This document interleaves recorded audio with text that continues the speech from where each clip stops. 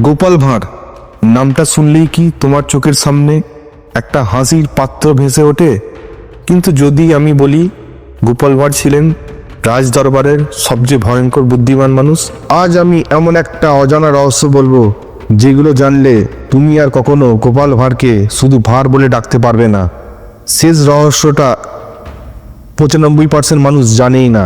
গোপাল ভাঁড় ছিলেন রাজা কৃষ্ণচন্দ্রের রাজসভায় একজন দরবারি লোক। লোকেরা তাকে দেখে হাসত। তার পোশাক, কথা, চলাচল সবই যেন একজন ভাঁড়ের মতো।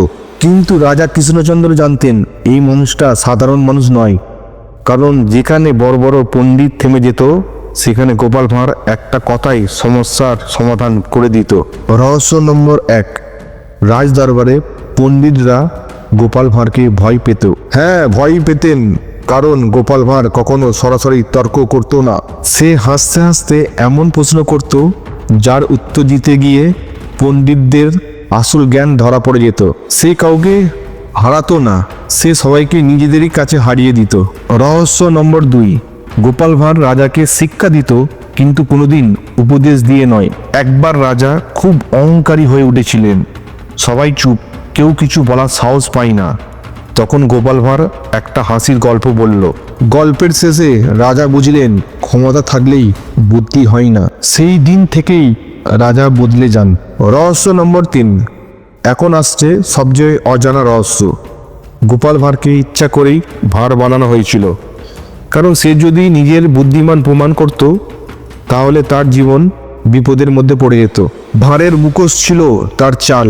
এই চালের আড়ালেই সে রাজনীতি বুঝত, মানুষ চিনত আর সত্য কথা বলতো, কাউকে আঘাত না করে। এটাই ছিল তার আসল শক্তি। গোপাল ভাঁড় আমাদের শেখায় সবসময় জোরে কথা বলেই বুদ্ধিমান হওয়া যায় না। কখনো কখনো হাসির আড়ালেই সবচেয়ে বড় সত্য লুকিয়ে থাকে। যদি এই গল্পটা তোমার ভাবনার দৃষ্টিভঙ্গি বদলে দেয় তাহলে ভিডিওটা লাইক করো, চ্যানেলটাকে সাবস্ক্রাইব করো, কারণ সামনে আসছে আরও এমন অজানা গল্প যেগুলো স্কুলের বইই নেই। আপনি যদি পুরো ভিডিওটা দেখে থাকেন তাহলে মন থেকে আপনাকে ধন্যবাদ।